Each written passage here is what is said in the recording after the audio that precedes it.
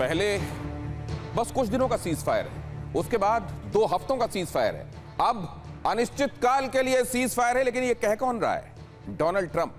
जब ये cease fire की बात एक तरफा की जा रही है, अमेरिका की तरफ से की जा रही है, डोनाल्ड ट्रंप की तरफ से की जा रही है, तो लोगों को बड़े अंदेशे हैं। लोगों को यह लग रहा है ट्रंप का ये सीज फायर एक्सटेंशन जो है, क्या ईरान पर यूनाइटेड स्टेट्स का अटैक अब इनएविटेबल है, किसी भी वक्त है? कभी भी क्या यह हो सकता है कि सीज फायर के स्मोक स्क्रीन में ही अमेरिका एक बड़े हमले की तैयारी में है, या फिर ईरान इस बात को भांप रहा है और बड़े काउंटर अटैक के इनिशिएटिव के मूड में है? वो इस बात को प्रीएम्प्ट कर सकता है क्या? और इससे पहले कि अमेरिका हमला करे, ईरान हमला कर देगा क्या? उधर आप सोच रहे थे अगर इजराइल और लेबनान के बीच में अभी सीज फायर चल रहा है, तो आज सीज फायर का वक्त रात में समाप्त होने वाला था, उससे पहले लेबनान के ऊपर इजराइल ने हमला कर दिया। तो होने क्या वाला है, देखिए खबरें और फिर कीजिए डॉट्स कनेक्ट। हमारे साथ जो मेहमान होंगे आपकी मदद करेंगे चीजों को समझने में। पहले जरा देखिए ईरान को ट्रंप की फिर सीधी धमकी। क्या करना है ये 5 दिनों में तय करे ईरान। नहीं माने तो अनिश्चित काल सीज फायर टूट जाएगा। मतलब एक तरफ डोनाल्ड ट्रंप ये भी कह रहे हैं कि अनिश्चित काल का सीज फायर है, और दूसरी तरफ ये भी कह रहे हैं कि 5 दिनों के अंदर अंदर मान लो। मतलब ये अनिश्चित काल जो है 5 दिनों का है। बहरहाल एक्सियोस के हवाले से यह खबर आ रही है। कल ही एक्सियोस ने यह खबर भी दी थी कि ईरान का डेलीगेशन पहुंचेगा वार्ता के लिए इस्लामाबाद, लेकिन आपने देखा कि ऐसी कोई नौबत ही नहीं आने पाई। अब एक्सियोस की तरफ से यह कहा जा रहा है कि डोनाल्ड ट्रंप ने कहा है 5 दिनों के भीतर भीतर ईरान फैसला कर ले कि उसको करना क्या है। तो फिर इस खबर के आगे रैमिफिकेशंस हम क्या देखेंगे? अगली खबर देखिए, होर्मुज में अमेरिकी नाकाबंदी लगभग फेल। अब तक 34 टैंकर्स ने होर्मुज पार किया। ईरान से जुड़े 34 तेल टैंकर्स गुजरे। ट्रंप ने दावा किया था नाकाबंदी सफल रही। कार्गो ट्रैकिंग समूह वोटेक्सा का दावा। अब यहां आप देखिए, यह खबर भी बहुत महत्वपूर्ण है कि होर्मुज में अमेरिकी नाकाबंदी लगभग फेल रही है और अब तक 34 टैंकर्स ने होर्मुज पार किया है। ईरान से जुड़े हुए 34 तेल टैंकर्स गुजरे और ट्रंप ने दावा किया था कि नाकाबंदी कामयाब रही। कार्गो ट्रैकिंग समूह वोटेक्सा का दावा है कि 34 टैंकर गुजर गए ईरान से जुड़े हुए, तो फिर काहे की नाकेबंदी? तो क्या इस दौरान वाकई अमेरिकी ब्लॉकेट जो है वो परफोरेटेड है? क्या वहां से वेसल्स होकर गुजर रहे हैं, ईरानी वेसल्स होकर गुजर रहे हैं और 34 गुजर गए हैं, या ये फॉल्स क्लेम है? जल्द ही इसको भी डिकोड करेंगे। लेकिन अगली खबर देखिए, ईरान के विदेश मंत्री का अमेरिका पर बड़ा ऐलान सामने आया है। आरागची ने पोर्ट ब्लॉकेट को बताया युद्ध का ऐलान। आरागची ने कहा कि जिस तरीके से हमारे बंदरगाहों को ब्लॉक किया गया है वो एक युद्ध का ऐलान ही है प्रकारांतर से। अब्बास आरागची का कहना है, अमेरिका पर सीज फायर उल्लंघन का आरोप लगाया अब्बास आरागची ने। कॉमर्शियल जहाज पर हमले को बताया बड़ा अपराध। ईरान हर दबाव का जवाब देना जानता है, आरागची ने कहा। अब्बास आरागची कह रहे हैं कि पोर्ट ब्लॉकेड एक तरीके से ईरान के खिलाफ अमेरिका का ऐलान जंग ही है और हम इसका जवाब देंगे। उनकी तरफ से यह भी कहा गया कि अमेरिका जो ये कर रहा है इसका जवाब देना ईरान जानता है। कॉमर्शियल जहाज पर हमले को ये बहुत बड़ा एक तरीके से अपराध बताया और कहा गया कि ये सीज फायर का वायलेशन है। आपको याद है कि डोनाल्ड ट्रंप इससे पहले कह चुके हैं कि ईरान ने 14 दिनों के दौरान कई बार सीज फायर को वायलेट किया है। और इधर अब आप देख रहे हैं अब्बास आरागची कह रहे हैं कि सीज फायर का वायलेशन हमने नहीं, तुमने किया है पोर्ट ब्लॉकेट करके। अगली खबर देखिए, ईरान ने पाकिस्तान वार्ता से पहले बड़ी शर्त रखी। अमेरिकी ब्लॉकेट खत्म होने के बाद ही कोई बातचीत हो सकती है। जब ये नेवल ब्लॉकेट खत्म होगा उसके बाद ही पाकिस्तान भेजेगा डेलीगेशन ईरान। ये बात ईरान ने कही है। नेवल ब्लॉकेट अगर नहीं हटता तो बातचीट नहीं होगी। ईरान लगातार ये बात दोहरा रहा है, एक बार फिर से इसको रिटेरेट किया गया है और यही बात कही गई है कि अगर नेवल ब्लॉकेट नहीं हटता है तो पाकिस्तान हम अपना डेलीगेशन नहीं भेजेंगे। वर्तमान हालात में ईरान का किसी भी तरह की बातचीत से इनकार। ईरान ने प्रतिनिधिमंडल भेजने का फैसला टाल दिया है। आप जानते हैं कि इसी एक बात पर ईरान अड़ा रहा कि जब तक होर्मुज में नेवल ब्लॉकेट जारी है तब तक बातचीत का कोई फायदा नहीं है और इसके लिए हम अपना डेलीगेशन नहीं भेजेंगे। एक बार फिर से बात दोहराई गई है। अब्बास आरागची ने यह भी कह दिया है कि यह एक तरीके से सीज फायर का वायलेशन है और उन्होंने यह भी कह दिया है कि हम इसका जवाब देना जानते हैं। उधर एक्सियोस ने यह बात बताई है कि डोनाल्ड ट्रंप ने कहा है कि ये जो अनिश्चितकालीन सीज फायर है इसका एक तरीके से 5 दिन का ही इसका मियाद है। उन्होंने यह कह दिया है कि ईरान को जो भी तय करना है 5 दिन के भीतर भीतर तय करे। अब जरा अगली खबर की तरफ आपको ले चलता हूं। स्टेट ऑफ होर्मुज में बड़ी जंग की तैयारी चल रही है। ईरान ने तैनात की है Ababeel ballistic missile. Ababeel ballistic missile खतरनाक मिसाइलों में से एक मानी जाती है और अभी तक अबाबील मिसाइलों का इस्तेमाल ईरान ने नहीं किया था। दुश्मन को नई मिसाइलों से सरप्राइज करने का प्लान ईरान बना रहा है।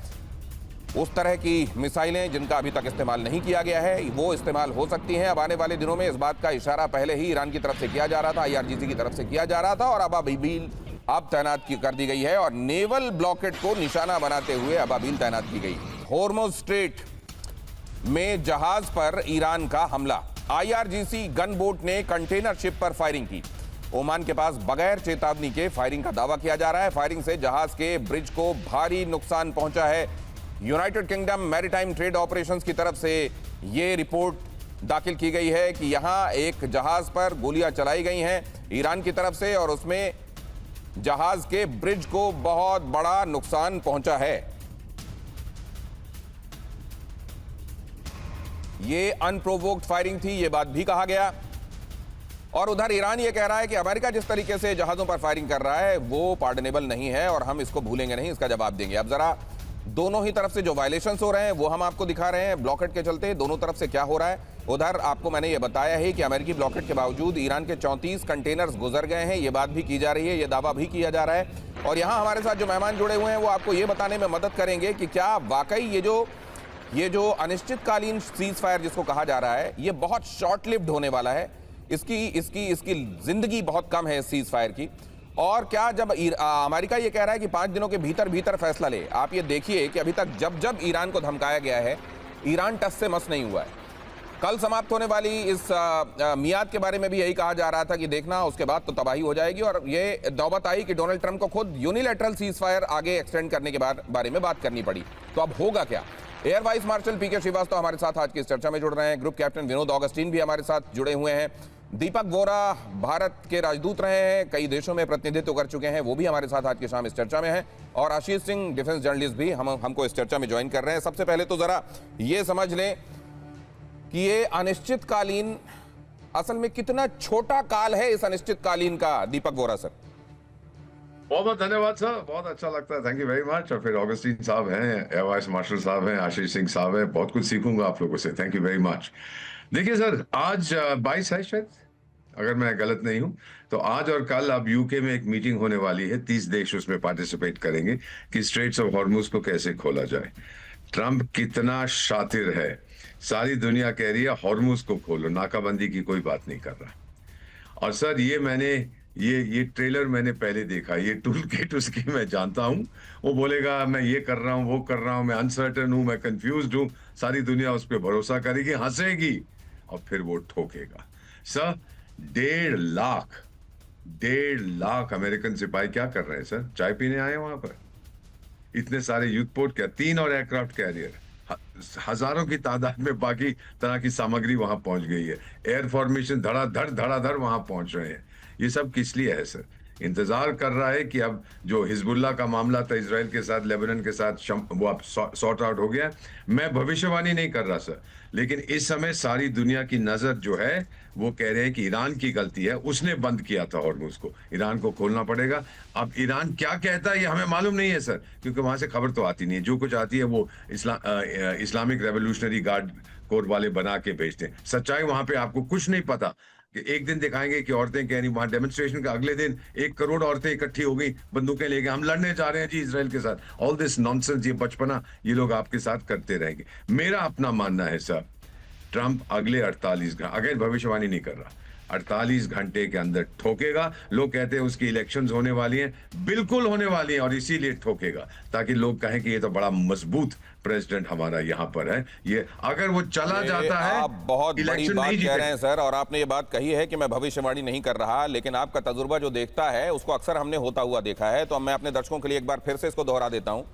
दीपक वोरा सर ये कह रहे हैं कि देखिए ये दुनिया भी कितनी बड़ी हिपोक्रेसी में जीने वाली दुनिया है। यहाँ हॉर्मुज को खोलने के लिए 30 से 32 देश मिलने वाले हैं और वो चर्चा करेंगे, लेकिन अमेरिकी दादागिरी पर कोई nobody will ever be willing to bell this cat. कोई नहीं आएगा सामने जो इस बिल्ली जिसको डोनाल्ड ट्रंप कहते हैं उसके गले में घंटी बांधे और ये कहे कि हॉर्मुज को तो आपने ब्लॉक कर रखा है। और ये भी कह रहे हैं दीपक वोरा कि अगले 48 घंटे बहुत क्रूशियल हैं और हो सकता है अमेरिका इसमें अटैक कर दे। जिस तरीके का डिप्लॉयमेंट किया जा रहा है वो ये बताता है कि अमेरिका बहुत देर तक चुप नहीं बैठने वाला और कुछ बहुत बड़ा होने वाला है। अब जरा यहीं पर ये देखिए, सीज फायर एक्सटेंशन, क्या जल्द आक्रमण होने वाला है? और ये आक्रमण कैसा होगा? ये फुल फ्लेजेड क्या ग्राउंड अटैक की सूरत में सामने आएगा, या एक बार फिर से वो धूम धड़ाम शुरू हो जाएगा जो दूर रहते हुए किया जाता है? यहां पर क्या होगा, और खास तौर से क्या उससे अमेरिका के इस तरह के आक्रमण से अगर ग्राउंड अटैक होता है तो ईरान कैसे निपटेगा? क्या रिजीम चेंज जो डोनाल्ड ट्रंप की तरफ से दावा किया जा रहा है कि वहां ऑलरेडी हो चुकी है, अगर ऐसा हो चुका है तो डोनाल्ड ट्रंप इस तरह का हमला करके एक्चुअली अब क्या अचीव करना चाहते हैं? जरा देखिए, ट्रंप ने सीज फायर को अनिश्चित काल के लिए बढ़ाया, उन्होंने कोई मियाद नहीं दी है। हालांकि एक्सियोस की रिपोर्ट बता रही है कि ईरान को वो कह रहे हैं कि 5 दिन के भीतर भीतर तय कर लो तुमको क्या करना है। इस्लामाबाद में जो शांति वार्ता होने वाली थी वो आधार में अटकी हुई है। वहां पोस्टर्स जो लगे थे, welcome to Islamabad, welcome to Pakistan, वो लगे के लगे रह गए, वहां कोई नहीं पहुंचा। ईरान ने अभी तक भागीदारी की पुष्टि नहीं की है कि हम अगले दौर की वार्ता में जाएंगे या नहीं, इसका कोई संकेत नहीं मिल रहा है। ईरान ने साफ कहा है कि जब तक ये नेवल ब्लॉकेड रहेगा हम बातचीत के लिए नहीं पहुंचेंगे, वेस्टेज ऑफ टाइम है। और होर्मुज में ये तनाव लगातार बढ़ता जा रहा है क्योंकि एक तरफ से ईरान की तरफ से गोलीबारी की खबरें आ रही हैं और उधर अमेरिका भी कई जगहों पर वो कर रहा है जिसको एग्रेशन की श्रेणी में लाया जाएगा। आईआरजीसी ने होर्मुज में मालवाहक जहाज पर फायरिंग की थी, ये अभी मैंने आपको बताया। और होर्मुज खुलवाने के लिए 32 देश मीटिंग कर रहे हैं, ये बात भी आपको पता है। और ये बात भी आपको दीपक वोरा बता ही चुके अभी कि यहां कमरे में जो हाथी बैठा हुआ है उसके अलावा हर किसी चीज पर चर्चा होगी, लेकिन कोई इस पर चर्चा नहीं करेगा कि डोनाल्ड ट्रंप सबसे पहले नेवल ब्लॉकेड हटाएं। अब जरा यहां पर देखिए, खाड़ी के देशों को आईआरजीसी की विनाशक धमकी, जरा ये खबर भी देख लीजिए। खाड़ी के देशों को आईआरजीसी की तरफ से ये सख्त धमकी, अमेरिका को एयरस्पेस दिया तो ईरान फिर से हमला करेगा, ऑयल फैसिलिटीज को पूरी तरह तबाह कर देगा ईरान ने कहा। आईआरजीसी एयरस्पेस फोर्स कमांडर की ये वार्निंग आई है कि अगर इस बार तुमने अमेरिका की मदद की और अपनी जमीन का इस्तेमाल करने दिया हमारी जमीन पर हमला करने के लिए, तो जीसीसी से जुड़े हुए जितने देश हैं वो इसकी आंच महसूस करेंगे। ये बात कह दी गई है आईआरजीसी की तरफ से एक बार फिर। लेकिन सवाल ये है, ये श्रीवास्तव सर, यहां क्या ये 32 देश खोलकर ये कहेंगे कि एक समय अभी महीना भी नहीं हुआ है कि डोनाल्ड ट्रंप ही ये कह रहे थे कि होर्मुज को खुलवाने की आप सबकी जिम्मेदारी, आप सब लोग मिलें और होर्मुज खुलवाएं, नेटो भी इसमें सामने आए, सारे लोग आए, क्योंकि मेरे यहां तो एनर्जी भरपूर है, पूरी दुनिया को अगर इसकी जरूरत है तो मैं अकेला बिल क्यों भरूं? और अब वही रोक कर बैठे हुए हैं। क्या आज ये बात कही जाएगी कि डोनाल्ड ट्रंप वहां से पीछे हटिए? आप देखिए Dinesh, thank you very much for being on your show and good evening to my fellow panelist, specially to ambassador Deepak Vora. खास बात यह है कि ये 32 देश, इसमें से किसको, जितने भी अपने आप को मौजूद मानते हैं, सबको डोनाल्ड ट्रंप, ज़्यादातर नाटो के देश हैं, किसी न किसी तरीके से लताड़ चुके हैं, गाली दे चुके हैं और बहुत भला बुरा कह चुके हैं। और उन्होंने यहाँ ग्रीनलैंड लेने की भी बात की थी। तो ये 32 देश वैसे ही एक तरीके से एक समझौता करने की कोशिश कर रहे हैं कि एक प्रेशर पॉइंट बने। लेकिन सबसे बड़ा जो प्रेशर पॉइंट बनेगा वो जीसीसी कंट्रीज़ की तरफ से बन रहा है। वो ये डर रहे हैं कि ईरान अगर अपने पर उतर आया और हमारे पेट्रोकेमिकल कॉम्प्लेक्सेस पर, डीसैलिनेशन प्लांट्स पर अगर हमला कर दिया एज ए लास्ट मोमेंट, जिसे हम कहते हैं कि मरता क्या ना करता, तब हम कैसे अपने आप को बचाएंगे, वो बहुत बड़ा खतरा ओवरहैंग कर रहा है। और जहाँ तक अमेरिका का सवाल है, जो अमेरिका बार बार कहने की कोशिश कर रहा है कि हॉर्मुज खोलो, 28 फरवरी से पहले हॉर्मुज खुला हुआ था, वहाँ कोई परेशानी नहीं थी। अब ये कॉन्सिक्वेंस और cause of this war of choice है, तो ये भी सबको समझ में आ रहा है। अगर आप ब्लॉकेट करेंगे तो ईरान के पास शायद कोई रास्ता नहीं हो ब्लॉकेट को जवाब इस तरीके से, जो भी वो कर सकता है।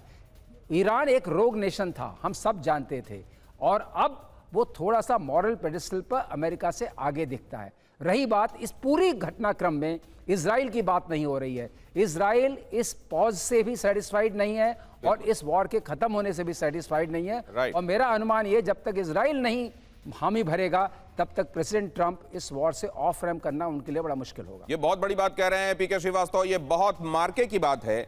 ये असल में जब अमेरिका इजराइल, अमेरिका ईरान लोग बात कर रहे हैं तो इजराइल को भूल जाते हैं। एक्चुअली चाबी जो है, रिमोट जो है पूरे मामले की, वो है इजराइल के पास। और इजराइल फिलहाल इस मूड में नहीं है कि ये जंग रुके, और ना वो ये चाहता कि अमेरिका वैसा शांत हो जाए जैसा वो हो गया है। तो आने वाले दिनों में एक बार फिर से भड़केगा। क्यों? क्योंकि इजराइल जिसके चाहने से अमेरिका इस जंग में आया है, वो इस जंग से तब तक जा नहीं पाएगा जब तक इजराइल नहीं चाहेगा। इजराइल चाहता क्या? बहरहाल देखिए, खाड़ी देशों को ईरान की सबसे नई चेतावनी जो आई है उसमें क्या कहा गया है, अमेरिका के मददगार देशों को धमकी दी गई है, सऊदी अरब, कुवैत, कतर और बहरीन को यह धमकी दी गई है, अगर यूनाइटेड स्टेट्स की मदद की तो तेल उत्पादन बंद कर दिया जाएगा तुम्हारा। अब सिर्फ सैन्य ठिकानों पर हमले नहीं होंगे, अब उन जगहों को निशाना बनाया जाएगा जो तुम्हारी इकोनॉमी की रीढ़ है। विनोद ऑगस्टीन सर, ये असल में उन खाड़ी देशों को क्या चेतावनी है? ये तो सीधे सीधे अमेरिकी सिक्योरिटी अम्ब्रेला को चुनौती है ना, कि ये है तुम्हारी हैसियत, ये है तुम्हारी औकात, फिर मारेंगे। देखिए, दो चीजें हैं दिनेश जी इसमें। सबसे पहला जो है, जो नुकसान, मैं किसी मेरे जो मित्र हैं कतर में, बड़े ठीक ठाक पोजीशन में, उनसे मेरी बात हो रही थी। तो कतर का और बाकी खाड़ी देशों का भी ये कहना है कि देखिए, बेगाने शादी में अब्दुल्ला क्यों दीवाना हुआ? हमारी जो नुकसान हुई दिनेश जी, उसकी भरपाई कौन करेगा? क्योंकि ना हमने ईरान पे अटैक किया, ना हमने सिर्फ आपको जगह दी, वो भी कुवैत जो वॉर हुआ उसके बाद आपको जगह दी जिसकी वजह से हम थुके गए, और उसके खिलाफ आप कुछ नहीं कर रहे हैं। और हमारी जो नुकसान हुआ है, हमारा जो इकोनॉमिक नुकसान हुआ है, इंफ्रास्ट्रक्चर नुकसान हुआ है, उसकी भरपाई कौन करेगा? ये बहुत ही महत्वपूर्ण सवाल है दिनेश जी, क्योंकि ये दो पड़ोसियों के घर में लड़ाई हो रही है, और मेरे घर में आकर के किसी ने मेरा नुकसान कर दिया, तो उसका भरपाई कौन करेगा? विनोद ऑगस्टीन, पहला सवाल लगता है यहाँ अब्दुल्ला दीवाना नहीं है सर। अब्दुल्ला ने वेन्यू दिया सर, अब्दुल्ला ने उस शादी के लिए, ये बेगानी शादी जो हो रही थी उसके लिए उसने वेन्यू दिया, उसी ने बारात घर दिया कि यहाँ और शादी कर लो, इसीलिए ये हुआ। अब वो देख ले कि इसमें लड़का वाले लड़की वाले कौन हैं जो दे पाने की स्थिति में है, जो पैसे दे सकते हैं नुकसान की। और मुझको लगता है वो केवल अमेरिका दे सकता है, ईरान बोलेगा कौन, मैं, मुझसे मांग रहे हो। तो अगर ये हो रहा है तो एक तो इसको मुखर होकर आवाज देनी चाहिए कि हमारा जो नुकसान हुआ उसकी भरपाई हो, और भरपाई वो करे जिसको हमने एयरबेस के लिए और तमाम बेसेस बनाने के लिए यहां जगह दी थी, क्योंकि हमने समझा था कि हमको सिक्योरिटी देंगे। बिल्कुल, और दे नहीं रहे हैं ये। और दूसरा सबसे महत्वपूर्ण बात ये है, अगला जो अटैक आएगा वो ये कह रहे, कतर तो बिल्कुल आई थिंक अड़ा हुआ है इस बात से कि मेरे सरजमी से कोई अटैक नहीं करेंगे आप, क्योंकि हो गया मेरा, क्योंकि इसके बाद मैं एकदम कोलैप्स कर जाऊंगा। यही हालत यूएई का है, यही हालत कुवैत का भी है। तो अभी बचा सिर्फ सऊदी अरेबिया, वहां से शायद अटैक हो। बट ऑफ रैम्प की जो आपने बात की, मेरा ये सोर्स ये कह रहा है 20 साल मिलने वाला है ईरान को। दिनेश जी लिखित में ले लीजिए, जो 20 इयर्स इनको मिलने वाला है कि आप 20 साल में अपना जो न्यूक्लियर जो भी लेखा जोखा हमारे को थमा दीजिए। 20 साल कौन जिया? ना आप, ना मैं, ना ट्रंप। ये 20 साल, ये आपने बहुत बड़ी बात कही है। आप हैरान मत होइएगा, ये किसी फिल्म के टाइटल से अगर आपको मिलता जुलता हुआ लगे, 20 साल बाद, क्या ये 20 साल बाद ये ट्रंप उसको एनालाइज करेंगे? कौन होगा जो दुनिया में एनालाइज करने के लिए उस समय का, अभी उस स्थिति में जो आज जिस पावर पोजीशन में है वो तब रहेगा, और रहेगा तो जीवित रहेगा कि वो एनालाइज करे कि ईरान को इतना टाइम दिया गया था। ट्रंप ने टैको दांव चल दिया क्या? वो टैको जिसके लिए वो जाने जाते हैं, ट्रंप ऑलवेज चिकन्स आउट, वो जो खुद कहते हैं उसी से यू टर्न्स ले लेते हैं, और इतने यू टर्न लेते हैं कि वो यू टर्न भी शर्मा जाता है। यहां क्या एक और यू टर्न लिया गया और उसमें भी दांव है क्या ट्रंप का? जरा यहां देखिए, पहले ट्रंप ने सभ्यता मिटाने की धमकी, आज की रात एक महान सिविलाइजेशन का अंत हो जाएगा, उसके कुछ देर में उन्होंने क्या किया था आपको मालूम है? सीज फायर का ऐलान किया था, और फिर वार्ता के लिए तैयार हो गए थे। ये है डोनाल्ड ट्रंप, और एक बार फिर से उन्होंने टैको दांव चला है क्या? ईरान के बुनियादी ढांचे तबाह करने की धमकी दी, अब सीज फायर उन्होंने बढ़ा दिया। पहले उन्होंने कहा कि अब फिर से नेस्तो नाबूद हो जाएगा, इस बार कुछ नहीं छोड़ेंगे, ब्रिजेस भी खत्म कर देंगे, उनकी रिफाइनरीज भी खत्म कर देंगे, ऑयल वेल खत्म कर देंगे, और उसके बाद अब आप देख रहे हैं उन्होंने फिर से इसको अनिश्चित काल के लिए एक्सटेंड कर दिया है। एक तरफ होर्मुज में नाकाबंदी और दूसरी तरफ वार्ता का मौका दे रहे हैं। अब कह दिया 5 दिन। ये वही वाली बात है, अगर ये काम नहीं करोगे तो तुमको बहुत जम के एक बड़ा जोर का थप्पड़ पड़ेगा। लेकिन वो थप्पड़ आए नहीं, उसके बाद कहा आप 5 दिन बाद मारेंगे। अब ये 5 दिन की मियाद दी जा रही है, और जिसको अनिश्चित काल भी ब्रैकेट में कह दिया जा रहा है। मध्यस्थों को आगे रख रहे हैं ताकि वार्ता विफल हो तो वो बचेंगे, और सफल हुआ तो क्रेडिट ले लेंगे। ये पहले भी उन्होंने एक बार मजाक में ही कहा था, लेकिन कहा था कि जेडी वांस अगर ये कामयाब नहीं हुआ तो जेडी वांस इसके लिए उत्तरदायी हैं, और अगर कामयाब हो गया तो मैं इसके लिए इसका क्रेडिट लूंगा। और ट्रंप के बयान हमेशा बदलते हैं, और जिससे जहां वो कामयाब हो जाते हैं वहां वो अपने सिर पर सेहरा बांध लेते हैं। बाकी तो बहुत सारे ठीकरे हैं ही जो दूसरों के ऊपर वो फोड़ देते हैं। क्या अगर बाकी के पास अबाबील है, खुर्रम शहर है, तो क्या अमेरिका और डोनाल्ड ट्रंप के पास टैको है क्या? आशीष, टैको एक बार फिल होने वाला है, और ये जो ट्रंप ऑलवेज चिकन्स आउट, इकलौता प्रेसिडेंट जो पिछले 60-70 सालों के अमेरिकन प्रेसिडेंट को, जो पूरे वर्ल्ड में देखा जाता है कि वर्ल्ड्स मोस्ट पावरफुल और मोस्ट बिगेस्ट लीडर, पूरी लेगेसी इकलौते टेन्योर में ले डूबने की ये कैपेबिलिटी डोनाल्ड ट्रंप ने दिखाई है। लेकिन इस पॉइंट ऑफ व्यू अगर आप देखेंगे, ईरान के स्ट्रैटेजी पॉइंट ऑफ व्यू, ये उन्हें खुद नहीं समझ में आ रहा है। और वो क्या कहते हैं, आई एम 200% श्योर नाउ कि अब दुनिया को उनके कहने पे बिल्कुल भी नहीं जाना चाहिए। बस वो क्या क्या कर रहे हैं, उनकी स्ट्रैटेजी वाइज क्या है, बस उसी पर ध्यान दें। और ये एक बाय प्रोडक्ट इसलिए भी निकल के आया क्योंकि उनको विद इन उनकी सरकार, विद इन मिलिट्री लीडरशिप कोई बहुत स्ट्रांग सपोर्ट नहीं मिल रहा है। जब ये मिसाइलें मारी जाती हैं कहीं पर, तो इनका एक पाथ तय होता है और इनका एक टारगेट तय होता है। वहां कुछ तो तय होता है। डोनाल्ड ट्रंप वाले मामले में तो कुछ भी तय नहीं है। वैसे में इससे ज्यादा खतरनाक क्या हो सकता है? मुझको लगता है इससे खतरनाक ना कोई मिसाइल है, ना कोई अस्त्र है, ना कोई शस्त्र है। अब जरा यहां पर ये देखिए, इराक के कुर्दिस्तान में भीषण विस्फोट हुआ है। क्या सीज फायर वाकई इन प्लेस है? जरा ये खबर देखिए।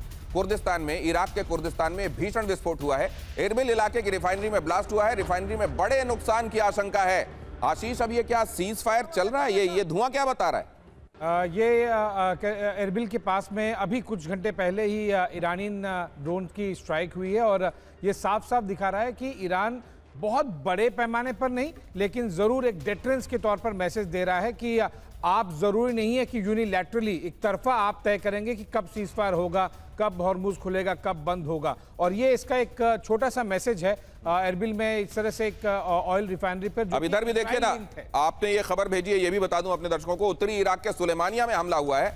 ईरान समर्थित मिलिशिया पर अटैक हुआ है। मिलिशिया ठिकाना पूरी तरह खाक हो गया है। अब सवाल यह है कि अगर ये चल ही रहा है तो क्या सीज फायर को अभी लागू माना जाए? आशीष, बिल्कुल नहीं, ये केवल शब्दों में है। और दोनों तरफ से आप देखिए, जब शिप्स कैप्चर किए जा रहे हैं और एसएनएसएफ जिस तरह से लैंड करके स्पेशल ऑपरेशंस हो रहे हैं, मरीन्स लैंड कर रहे हैं, इधर ईरानियन एसएनएसएफ लैंड कर रहे हैं और एक नहीं दो किए जा रहे हैं, ये प्योर दिखा रहा है कि ट्रस्ट डेफिसिट है। सीज फायर बिल्कुल भी केवल शब्दों में है, बिल्कुल भी on ground, on water exist नहीं करता है। और इस तरह के और भी अटैक्स दूसरे फ्रंट पर इजराइल और हिजबुल्लाह के बीच में भी चल रहे हैं। वहां पे अभी भी कुछ मिनटों पहले इजराइल ने बताया कि उस खबर पर आते हैं, वो भी बताते हैं और समग्रता में इसको देखते हैं। लेकिन उससे पहले देखिए जरा, ट्रंप ने ईरान को क्या कहा।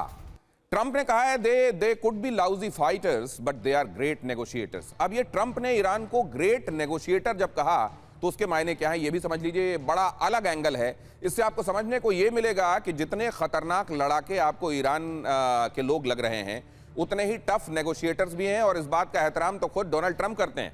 ईरान कई सालों से बातचीत को खींचने और शर्तें बदलवाने में माहिर रहा है और दुनिया ने इस बात को देखा है। ईरान इराक जंग के समय भी देखा है और बाद के दिनों में भी देखा है। 2015 की ईरान न्यूक्लियर डील में भी आखिरी समय में शर्तें बदल गई थीं और यह माना जाता है कि बहुत संयत रहते हुए और बहुत आराम से अपनी बातों को रखते हुए और बहुत टाइम बाय करते हुए नेगोशिएशन के पूरे मास्टर्स हैं। और यह कहा भी जाता है, इसको लेकर कई किताबें लिखी गई हैं, पर्शियन नेगोशिएटर्स, इस तरह की कई किताबें भी आपको देखने को मिलेंगी जिसमें बताया जाता है कि कितने जबरदस्त नेगोशिएटर्स होते हैं ईरान के लोग। ईरान सिर्फ बातचीत नहीं करता, साथ में दबाव भी बनाता है और जाहिर है इसी वजह से नेगोशिएशन में वो कर ले जाता है जो दूसरे नहीं कर पाते। होर्मुज में टेंशन, प्रॉक्सी गुटों का इस्तेमाल, मिसाइल न्यूक प्रोग्राम को लेवरेज करना, ये सारी चीजें ईरान को करनी आती हैं। बाजार की मानसिकता समझना, शतरंज वाली सोच, विन विन से परहेज, अस्पष्टता और टाल मटोल, ये बातें हैं जो उनको ग्रेट नेगोशिएटर बनाती हैं और जिसकी वजह से खुद डोनाल्ड ट्रंप को यह कहना पड़ता है कि वो हमसे अच्छी शतरंज खेल रहे हैं और उनको ये मानना पड़ता है। अब ये बहुत सारे लोग इस बात का भी हवाला देते हैं कि आप देखिए किस तरीके से 79 बंधक जब बना लिया गया था अमेरिका के लोगों को, उस दौरान का आप नेगोशिएशन देख लीजिए, ईरान इराक के वॉर के दौरान का नेगोशिएशन देख लीजिए, JPCOA के दौरान का नेगोशिएशन देख लीजिए। पर्शियन नेगोशिएशन बड़ा खतरनाक होता है और इसके जाल में डोनाल्ड ट्रंप भी फंस गए हैं। दीपक वोरा सर, ये बात सच है क्या? एक पॉइंट ऑफ व्यू आपने अभी एक्सप्रेस किया है कि डोनाल्ड ट्रंप जाल में फंस गया है। अब मैं जो आपके बाकी विशेषज्ञ हैं पूछना चाहता हूं, मान लीजिए just for argument sake Donald Trump कहता है देखिए जितने मेरे वहां 1.5 लाख सिपाही हैं, इतने 3 एयरक्राफ्ट कैरियर सब है, चलो सबको वापस मैं वॉशिंगटन या न्यूयॉर्क या जहां भी वापस कर ले जा रहा हूं। क्या होगा अमेरिका में? वो इलेक्शन जीत जाएगा? जूते मारेंगे उसको। इतना पैसा तूने खर्च किया किस मामले में? हार गया क्या तू? डर गया क्या तू? पतलून गीली हो गई तेरी, क्यों भागा वहां से? और अगर ठोकेगा, sir, America doesn't like to lose. I don't know whether Augustine साहब एंड एम मार्शल साहब अग्री, वो हारना नहीं चाहता है। वो ठोकेगा, ठोकने के बाद चला जाएगा कि मैंने अपना लक्ष्य हासिल कर लिया। अब कई साल तक इजराइल को खतरा नहीं है ईरान से। This is the bottom line. और खाड़ी के देश इस बार पार्टिसिपेट करेंगे ईरान को बताने के लिए, अब हम भी पड़े हैं राहों में, आजा हमसे भी भिड़ जा। वो भी अपनी ताकत हल्के हल्के बढ़ा रहे हैं सर। नहीं, लेकिन I सर see यहाँ पे एक तो होता है कि आप हारना नहीं चाहते, और ईरान इस बात पर बार बार जोर दे रहा है कि हारा हुआ व्यक्ति कैसे चीजें तय कर सकता है, सीज फायर को लेकर डिक्टेट कर सकता है, क्योंकि हम तो हारे हैं नहीं और वो जीते हैं नहीं। आपने जो कपड़ा गीला होने वाली बात कही, तो मुझको लगता है कि यहां पर तो वो वाली मानसिकता काम कर रही है कि अगर आप इनसे पूछ लें कि ये गीला कैसे हुआ, तो बोलेंगे स्ट्रेट ऑफ हॉर्मुज के करीब बातचीत के लिए गए थे, गीली बेंच पे बैठ गए थे, इसलिए हो गया ऐसा। लेकिन अब जरा देखिए यहां पर सीज फायर के बीच ईरान का शक्ति प्रदर्शन। ईरान ने दिखाई खुर्रम शहर बैलिस्टिक मिसाइल। तेहरान स्क्वायर पर भारी संख्या में जुटे लोग सीज फायर के बीच खुर्रम शहर मिसाइल की मूवमेंट। एयर डिफेंस को चकमा देने में माहिर खुर्रम शहर मिसाइल। खुर्रम शहर को शहर के बीच में रखकर, चौक में रखकर देखिए क्या संदेश देने की कोशिश की जा रही है। और यही कहा जाता है कि सीज फायर जो होता है वो उतना ही टिकाऊ होता है जितना कि मंशाएं टिकाऊ होती हैं, और दोनों तरफ ना लड़ने की नीयत टिकाऊ होती है। यहां आप देख लीजिए दोनों तरफ से जो इशारे मिल रहे हैं, क्या वो सीज फायर के हक में जा रहे हैं? और ऐसा सीज फायर तो वेंटिलेटर में पड़ा हुआ है, वो भी कितनी देर तक पड़ा हुआ है कोई नहीं जानता। इसको देखकर क्या लग रहा है आपको पीके श्रीवास्तव सर? ये खुर्रम शहर शहर के बीच में चौक में सजाई गई है। ये एक मैसेजिंग का पार्ट है। नेचुरली हम सब समझ रहे हैं कि नैरेटिव है कि हमारे लोग भी तैयार हैं, हमारी मिसाइल्स भी तैयार हैं और हम उनका प्रदर्शन कर रहे हैं। ख़ास तौर से खुर्रम शहर को जो इस्तेमाल किया है वो MRBM है। ये इसकी रेंज में इज़राइल भी आता है, इसके रेंज में खाड़ी देश भी आते हैं। और ये लास्ट मोमेंट मैनोवरेबल मिसाइल है, हाइपरसोनिक है, तो इसको इंगेज करना मुश्किल है। तो शायद ईरान ये मैसेज देना चाहता है कि अगर आपने किया तो एज ए लास्ट रिजॉर्ट हम इसका इस्तेमाल करेंगे। और जहाँ तक ईरान के जो टारगेट्स हैं जिनको उसने अब डिक्लेयर भी कर दिया है, पहले ट्रम्प ने डिक्लेयर किया था हम आपके इंफ्रास्ट्रक्चर को और आपकी जो ब्रिजेज हैं उनको ख़त्म करेंगे। Petrochemical complexes are very huge complexes and piped हैं, स्टोरेज टैंक्स हैं, दे आर ऑल प्रेशराइज्ड। तो उसमें अगर आपने ड्रोन्स भेजे छोटे वाले भी और अगर खुर्रम शहर डाल दिया तो बहुत बड़ा धमाका हो सकता है, बहुत डिसेबल हो सकते हैं। अभी सऊदी अरेबिया का अभी भी कहना है कि उनका 17% GDP वो कम हो गया है। आप इमेजिन करिए अगर इस तरह की चीज़ों का इस्तेमाल होता है तो पूरा विश्व संकट में आएगा। सिर्फ खाड़ी देश नहीं आएंगे, हम सब के सब ऊर्जा संकट में पड़ जाएंगे। तो ये जो पकड़ है ईरान की, जो ईरान ने अभी महसूस की, हॉर्मुज की पकड़ ईरान को अभी पता चली है, इससे पहले नहीं। 47 ईयर से अनसैंक्शन था। अगर ऑफ रैम्प करना है तो ये बात सही है, मैं बिल्कुल तय मानता हूं कि प्रेसिडेंट ट्रंप को एक विक्ट्री ट्रॉफी चाहिए। 440 kg यूरेनियम, इनरिच यूरेनियम के फॉर्म में हो सकता है, या हॉर्मुज खुलने के फॉर्म में हो सकता है, या वो न्यूक्लियर जो उनका इनरिचमेंट का प्रोग्राम 20 साल तक डिले होने के फॉर्म हो सकता है। लेकिन उनको एक पेडेस्टल चाहिए अपनी कॉन्स्टिट्यूंसी कहने के लिए, क्योंकि इसमें जो खर्चा हो रहा है कम से कम 1.5 to 2 billion dollar per day हो रहा है। एक एयरक्राफ्ट कैरियर को आप अगर मेंटेन करते हैं तो माना जाता है पर डे का खर्चा ब्लॉकेट करने वाले समय में भी 15 से 20 मिलियन डॉलर का होता है। तो वहां खड़े में इतना सारा वहां साजो सामान खड़ा है, उसका अपना खर्चा है। उनके 40 से 50 बिलियन डॉलर खर्च हो चुके हैं। ठीक है। 200 बिलियन डॉलर उन्होंने कांग्रेस से मांगे हैं। तो ये सब बताता है कि सारा खर्चा अब वहां के कंज्यूमर्स पर भी दिखाई दे रहा है। चीजों का दाम बढ़ गया है, पॉपुलैरिटी बहुत गिर गई है। लास्ट काउंट में 37% थी पॉपुलैरिटी, वॉर की पॉपुलैरिटी बिल्कुल नहीं है, और 63% लोग से खिलाफ हैं। तो ऐसे माहौल में ट्रंप ऑफ रैम्प नहीं कर सकते ऑनरेबली।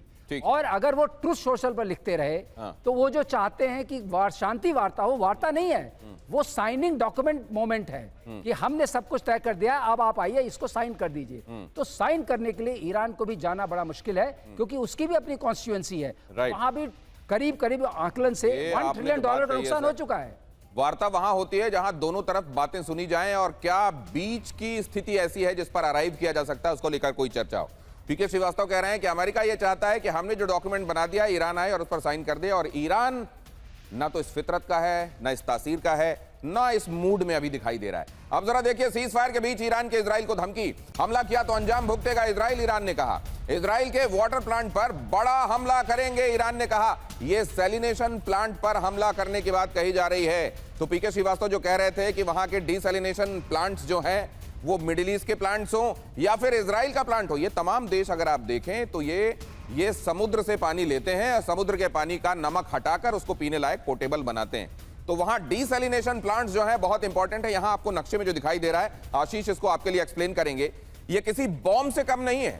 ये डीसैलिनेशन प्लांट्स जो होते हैं, अगर इन पर हमला होना शुरू हो गया तो ये उस जगह की आबादी के लिए एक तरीके से उसके प्राण हरने वाला एक संकट तैयार हो जाएगा। आशीष यहां पर आ जाएं, क्योंकि ये समझाएं जरा, यहां पर जो ये दिखाई दे रहा है, क्या ये डीसैलिनेशन वो इंपॉर्टेंट प्लांट है और ये उनकी मिलियन गैलन उनकी क्षमता है क्या, और क्या इसके आधार पर ये इजराइल को अब टारगेट करने वाले हैं? बिल्कुल, एक वाटर वॉर की तैयारी आप ये मान के चलिए, और ये एक बहुत ही सेंसिटिव नर्व्स में से एक होगा इजराइल के लिए।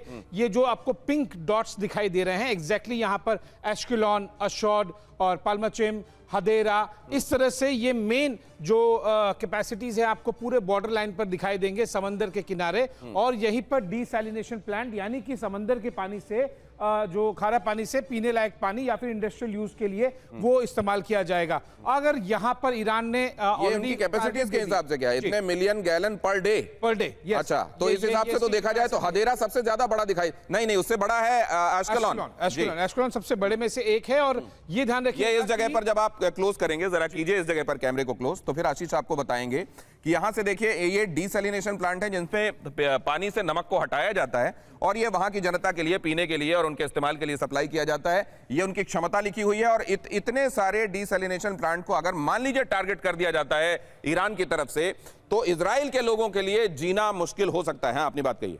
80%, लगभग 80% डीसैलिनेशन प्लांट्स पर डिपेंड करता है इजराइल। और दर्शकों को यह भी जरूर बता दूं कि सोरेक जो कि यहां पर है, ये 2013 में खुला हुआ वर्ल्ड का सबसे बड़ा डीसैलिनेशन प्लांट तो मेरी निगाह ही नहीं गई। और 164 बिलियन गैलन है एग्जैक्टली। और ये वर्ल्ड के सबसे लार्जेस्ट डीसैलिनेशन प्लांट्स में से एक है। आप इमेजिन कीजिए कितनी डिपेंडेंसी है इजराइल। सबसे ज्यादा वल्नरेबल तो मेरे को ये लग रहा है, देखिए बहुत कम दूरी पर न सिर्फ ये पर्टिकुलर है बल्कि सोरेक जो आपने बताया वो भी है। बिल्कुल, सोरेक के साथ साथ में आप ये देखिए इस तरह के डीसैलिनेशन प्लांट्स को डिसफंक्शनल करने के लिए, क्योंकि बहुत ज्यादा टेक्नोलॉजी ऑटोमेशन पर डिपेंड करते हैं, 2-4 ड्रोन अगर पहुंच गए तो आप मान के चलिए कि फिर पानी की किल्लत, इकोनॉमी गिरनी शुरू हो जाएगी। और जब मैं कह रहा हूं कि इजराइल 80% डिपेंड करता है इन 4-5 बिंदुओं पर अपने पानी के लिए, पीने वाले पानी के लिए, इंडस्ट्रियल यूज के लिए, तो आप इमेजिन कीजिए कि ये कितना सेंसिटिव एरिया है, कितना एक जो सेंसिटिव नर्व जिसे कहते हैं एग्जैक्टली है यहाँ पर। और ये थ्रेट ऑलरेडी IRGC ने ये इस तरह के हमले अगर होते हैं विनोद ऑगस्टीन सर, ये युद्ध अपराध में नहीं आएंगे क्या? बिल्कुल आएंगे। और आज तक का जो स्कूल में अटैक किया था लोगों ने, क्या वो युद्ध अपराध नहीं है? बट एक चीज और बता दूं, दर्शकों को शायद ये मालूम नहीं होगा, IRGC एक डिक्लेयर्ड टेररिस्ट ऑर्गेनाइजेशन है। ये काफी लोगों को नहीं मालूम है। IRGC को बड़ी लूजली इस्तेमाल करते हैं और ये दो-धारी तलवार है। दो-धारी तलवार क्यों है? क्योंकि IRGC पर भी कोई आप ये आरोप नहीं लगा सकते, क्योंकि आप ही ने उनको टेररिस्ट डिक्लेयर किया है। So war crime does not apply on terrorist organisation. तो ये फिर अभी क्या करेंगे? उनको जल्दी टेररिस्ट ऑर्गेनाइजेशन तो बना दिया, लेकिन आपने उनको लाइसेंस टू किल भी पकड़ा दिया। तो ये मतलब इससे बड़ी बेवकूफी अगर कूटनीति में किसी ने की हो, ट्रंप साहब ने की है। ये ट्रंप साहब की तरफ से राजनय का सबसे गंदा उदाहरण है, एक्सपर्ट्स ये कह रहे हैं। लेकिन इधर देखिए, ईरान ने होर्मुज में एक और जहाज पर हमला किया है। यूफोरिया शिप पर IRGC की फायरिंग हुई है। फायरिंग से UAE के पोर्ट पर जहाज रुका हुआ है। 24 घंटे के अंदर तीसरे जहाज पर ईरान ने यह हमला किया है। क्या मैसेज देने की कोशिश है, इससे क्या बताने की कोशिश की जा रही है श्रीवास्तव सर? मैसेजिंग बिल्कुल साफ है। हाँ, कि हम नहीं मानते सीज फायर। नहीं, हम कैपेबल हैं। हाँ। पहली मैसेजिंग देनी है। और तुम्हारे ये कि 2 दिन में करो, 3 दिन में करो, इससे कोई फर्क नहीं पड़ रहा। क्योंकि ट्रंप बार बार ये कह चुके हैं कि इनकी एयरफोर्स गई, इनकी नेवी गई, इनकी आर्मी गई, इनकी जो है सारे सबमरीन्स वगैरह तो तलहटी में बैठे हुए हैं समंदर के। तो वो दिखाने की कोशिश कर रहे हैं कि नहीं, अभी हम जिंदा हैं और अटैक कर सकते हैं, इसको समझ के चलिए। तो ये नैरेटिव मैसेजिंग का पार्ट है। जहां तक सवाल है ये जो आपने बताया, इजराइल ही 80 to 86% डिपेंडेंट है on this kind of water. एक चीज और बताना चाहूंगा आपके माध्यम से दर्शकों को कि ये जो एआई इंफ्रास्ट्रक्चर चलता है इसमें सी वाटर कूलिंग के लिए काम नहीं आ सकता है। उसके लिए भी आपको डिसैलिनेटेड वाटर की जरूरत पड़ती है, जिसके कि स्ट्रक्चर्स हैं पूरे खाड़ी देशों में और वो अमेरिका के हैं। तो उन पर अगर अटैक किया गया तो क्या होगा? वो भी उनकी आर्थिक रीढ़ की हड्डी के पार्ट हैं। Right. और दूसरी चीज डिसैलिनेशन प्लांट जो है वो 4 से 6 एकड़ के बीच में कम से कम होता है। इतना बड़ा अगर टारगेट होगा तो उसमें कोई भी जाके अटैक कर सकता है। और आपके पेट्रोकेमिकल कॉम्प्लेक्सेस तो 1000 स्क्वायर किलोमीटर का है। राइट। तो आप बताइए, खुले हुए वल्नरेबल टारगेट्स हैं, जहां जल नहीं वहां जीवन कैसे चलेगा? ये बहुत बड़ी ये बात कही। बहुत बड़ी कुंजी पकड़ी हुई है ईरान ने। तो ये ईरान है dependent, but Iran 51 to 52% he self dependent है। बाकी वो डिसैलिनेशन प्लांट पे डिपेंडेंट है। उसके डिसैलिनेशन प्लांट पे केसम आइलैंड पे हमला हुआ था, अगर आपको याद होगा, इसी घटनाक्रम में। डीसैलिनेशन प्लांट पर हमले अगर दोनों तरफ से शुरू हो जाते हैं, सबसे पहले तो तेल वगैरह तो ठीक है बाद में आता है, लेकिन जीवन के लिए सबसे जरूरी जल, और उसमें सबसे ज्यादा जरूरत डीसैलिनेशन प्लांट की ईरान के मुकाबले इजराइल को है और खाड़ी देशों को है। अगली खबर देखिए। और केवल पीने के लिए पानी नहीं चाहिए। ये आज की दुनिया जो एआई पर लगातार निर्भर होती जा रही है, एआई को चलाने के लिए भी इस तरह के साफ पानी की जरूरत है। और सीज फायर के बीच अमेरिका की बड़ी तैयारी, सीज फायर के बीच अमेरिका की ये तैयारी देखिए। ईरान पर हमले से पहले शक्ति प्रदर्शन किया गया। यहां ये क्या मैसेज देने की कोशिश है? हवाई जहाजों को आसमान में उड़ाकर, वो जब कहा जा रहा है कि डिप्लॉयमेंट में इतने ज्यादा पैसे खर्च हो जाते हैं, तो क्या ट्रंप पैसे फूकने में ही लगे हुए हैं क्या आशीष?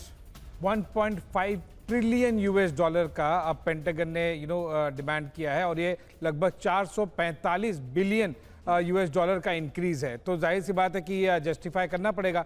कहाँ पर होगा वो इस तरह के वीडियोस दिखाकर वो करेंगे, उसका कॉम्पनसेशन कहाँ होगा? अमेरिकी लोगों को हेल्थ और जो एजुकेशन, हाउसिंग, इन सेक्टर्स से पैसे निकाल कर। और अगर ये फाइल फुटेजेस दिखा के पैसे हजम हो गए तो बिल्कुल वही हो रहे हैं। आप देखिए किस तरह से, चाहे वो रशिया यूक्रेन वॉर के समय पे भी आया था कि कहां पे पैसे आ रहे हैं, कहां जा रहे हैं। 1.5 ट्रिलियन बहुत बड़ा अमाउंट होता है। जस्ट पर्सपेक्टिव के लिए दर्शकों को एक रेफरेंस के लिए, इंडिया वर्ल्ड के टॉप 5 इकोनॉमीज में से एक है और अभी हम 4 ट्रिलियन जस्ट क्रॉस किए हैं। तो इमेजिन कीजिए जो हमारी साल भर की जीडीपी है उसका 1/3 से ज्यादा केवल और केवल कांग्रेस से अब मांगा जा रहा है। अब देखिए जरा, मिडिल ईस्ट में अमेरिका बढ़ा रहा है तैनाती। ईरान की तरफ 2 B-1 बॉम्बर्स की उड़ान देखी गई। ब्रिटेन के RAF फेयरफोर्ट से उड़े 2 B-1 लांसर। अब जरा देखिए, युद्ध विराम सिर्फ दिखावा है। कभी भी यूएस का गुरिल्ला अटैक, यूएस की तरफ से अटैक हो सकता है, सरप्राइज अटैक हो सकता है। असल में उसको गुरिल्ला कहना ठीक नहीं है, सरप्राइज अटैक कह लीजिए उसको। अमेरिका की तैयारी, KC-135 टैंकर तैनात किए गए हैं। P-8 पोसाइडन समंदर में नजर रख रहा है। 16 से ज्यादा वॉरशिप्स की तैनाती है। ब्लॉकेड फोर्स की ईरानी बंदरगाहों पर नाकेबंदी जारी है। और यहां पर आप देख रहे हैं अमेरिका की रणनीति है समुद्री नाकेबंदी, निगरानी और खुफिया जानकारी, हमले के लिए तैयार रहना, अचानक हमला करने की क्षमता को बनाए रखना। लेकिन सवाल यह है दीपक सर, क्या इस बात को क्या अमेरिका नहीं ईरान नहीं भांप रहा है? 30 सेकंड सर। मैं नहीं इतना ही कहना चाहता हूं, उसको मालूम है कि ये करेगा, लेकिन ईरान क्या कर सकता है? हाथ खड़े कर देगा। IRG हमेशा के लिए खत्म हो जाएगा। फंस गया है अपने चक्रव्यूह में। हम ये करेंगे, वो करेंगे, यहाँ मारेंगे, वो। कल आपने हाथ में, आपको पता है कि अमेरिका ठोकने, सर 1.5 लाख सिपाही वहां क्या कर रहे हैं? छोले खा रहे हैं। 3 एयरक्राफ्ट कैरियर क्या कर रहे हैं? डिस्ट्रॉयर्स क्या कर रहे हैं? इतने हवाई जहाज क्या कर रहे हैं? मारेगा, ये मारेगा सर। ईरान कुछ नहीं कर पाएगा। ईरान कुछ नहीं कर पाएगा। क्या IRGC कुछ नहीं कर पाएगा? या अमेरिका को जैसे सरप्राइज किया गया पहली बार, एक और सरप्राइज उनका इंतजार कर रहा है? ये सीज फायर कितना टिकाऊ है? 3 दिन, 5 दिन, या फिर 20 साल वाली मोहलत जिसकी चर्चा हो रही है वो भी मिलेगी? बहुत धन्यवाद करता हूं आप सभी का।